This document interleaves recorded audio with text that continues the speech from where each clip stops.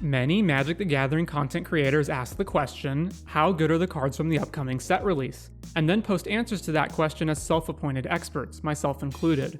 But how many come back later to ask the follow-up question, were my evaluations correct? I've done a number of set reviews examining upcoming sets and evaluating how good the cards are in them. Good or bad, how much so, what formats and what decks they're likely to see play in, etc.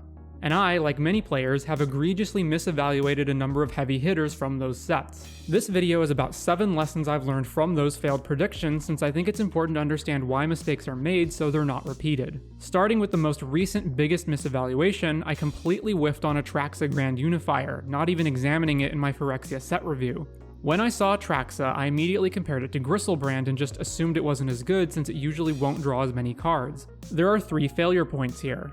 First, even though it usually won't draw 7, it will probably draw 4 to 5 cards, which is still really good. Second, not having to pay 7 life is a relevant difference, and you can get additional value out of it with effects like Ephemerate since it's an ETB trigger. And third, I completely failed to consider it as a target for natural order, or that its colors let you pitch it to Force of Will, Solitude, and so on. The lesson here is avoiding false comparisons. A card can be similar to another one that's considered the gold standard, but have enough differences that it becomes great in itself. Another card I falsely compared was Ossification.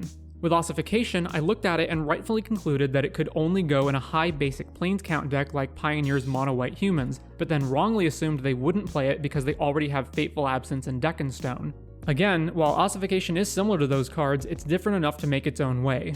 Yet another card was the Wandering Emperor. With Emperor, there have been a long string of 4-mana flash threats that initially looked good but turned out to be mediocre. In Emperor's case, I correctly pegged it as a blue-white control card, but then compared it to Subtlety since they're both threat/removal in a sense. I think the biggest difference here is that if you flash an Emperor to make a token, the Emperor itself is much harder to interact with than Subtlety is.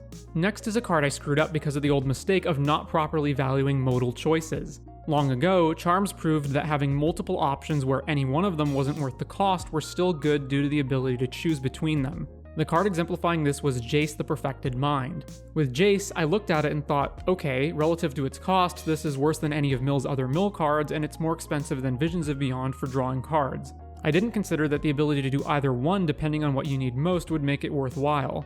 So the lesson here is don't undervalue options. Next is the lesson of requirements. Some cards look powerful, but also look like they have challenging requirements that may be too difficult to achieve. Examples here are Omnath Locus of Creation, Arclight Phoenix, and Ledger Shredder, all cards I initially wrote off. I said to myself, Omnath is clearly good, but how realistic is it to make 4 different colors? Turns out it's pretty easy given our fetch Triumph overlords. Similarly, with Phoenix and Shredder, I thought, how realistic is it to cast 2 or 3 spells in the same turn? Again, turns out it's pretty easy. The lesson here is don't blindly assume that the requirements are out of reach. Next up is the lesson of incremental value. There are many cards that don't initially look good, but which accrue value over time that make them better if they're not dealt with. Like everyone else, I also didn't think Sheoldred the Apocalypse was that good at first glance. I mean, sure, it has better stats than Kalidas, but is its ability really worthwhile? The thing is, if Sheoldred is immediately killed or only triggers once, then no, it's not that good, but its worth comes from when it sticks around. If Sheoldred isn't dealt with, the life drain racks up fast, and Death Touch means you can never profitably block it. It's so good that it's actually replaced Kalidas in Pioneer's black mid-range decks. Ledger Shredder is also a good example of this lesson, where the looting from Connive adds up surprisingly quickly. So the lesson is not to underestimate incremental value. The next problem I often encounter is shortcutting. When a new card is previewed, the easiest and quickest way to evaluate it is to see if there are other cards that already exist that are similar. If the new card looks good, but similar cards from the past have failed to perform, then it's likely this one will fall short too. And just as Atraxa doesn't equal Griselbrand, Arcane Proxy doesn't equal Snapcaster Mage. Obviously, there are differences between the two, differences I highlighted in my set review, but when looking at them, I evaluated Proxy as though it had Flash because my brain shortcut it as Snapcaster Mage. Snapcaster has Flash, therefore Proxy can be used the same way. I even brought up Counterspell as an example of something you'd flash back with it. The lesson is don't allow yourself to gloss over what a card actually does by mentally shortcutting, or in simpler terms, RTFC. The next lesson is about correctly identifying how and where a card will be used. Like everyone else, I also greatly undervalued Unlicensed Hearse. After all, if you're looking for graveyard hate, then it's much worse than cheaper options like Relic of Progenitus and Soul Guide Lantern that hit everything all at once. I was evaluating it as all-in graveyard hate when I should have looked at it as closer to something like Scavenging Ooze that's half hate, half threat. So this lesson is about correctly identifying a card's use cases and not comparing it with other cards in the wrong ones. And the last lesson is about not letting historical trends dictate the present. Bear with me on this digression. The movie Moneyball is about managing professional baseball teams and about how, historically, skilled players were wrongly undervalued for various reasons. Some smart individuals figured this out and completely upended the process by which players are evaluated. We'll find value in players that nobody else can see. People are overlooked for a variety of biased reasons and perceived flaws. This is Chad Bradford. He's a relief pitcher. He's one of the most undervalued players in baseball. His defect is that he throws funny. Nobody in the big leagues cares about him because he looks funny. This guy could be one of the most effective relief pitchers in all of baseball. This guy should cost $3 million a year. We can get him for $237,000. So, how does this relate to Magic? Well, sometimes a kind of card is bad until it's suddenly good. The three examples here that show three different aspects of this are All Will Be One, Comet Stellar Pup, and Gleeful Demolition.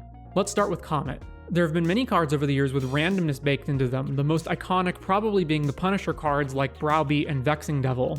The rule of thumb has always been that if you can't control what the card does and what it does is semi-random, then it's not good. And I thought Comet would be in the same vein. After all, it either makes creatures, recurs something, or burns a target, three different abilities with three different uses that it randomly picks between. But it turns out, Comet's abilities are all good enough that the fact you can keep activating it each turn makes it worthwhile. Gleeful Demolition is of course very similar to Kuldotha Rebirth, and Pauper aside, that card has never really caught on. But it turns out the problem with Rebirth was consistency, and having 8 copies now makes it good. And lastly, All Will Be One follows in the footsteps of other expensive red combo enchantments. Of course, I knew about its use with Quest for Pure Flame, but we've seen other cards like this fail before, such as Possibility Storm. And once again, it turns out that it's sufficiently different enough from those other cards to be good. I'm not claiming it's great, it's still a fringe deck, but it's good enough to show up in the vast pool of viable modern decks. The lesson is, don't assume the way it's always been is the way it'll always be, and I think you can apply this lesson to many things, like not just net decking established lists, such as Shota Yasuoka putting Mutavault and Pioneer Rakdos midrange, maximum deck counts with players now playing 80 card Yorion less modern elementals, and so on. I hope you've enjoyed this look at my many bad takes. Thank you to my supporters, and if you enjoy these videos, consider supporting the channel, and take care.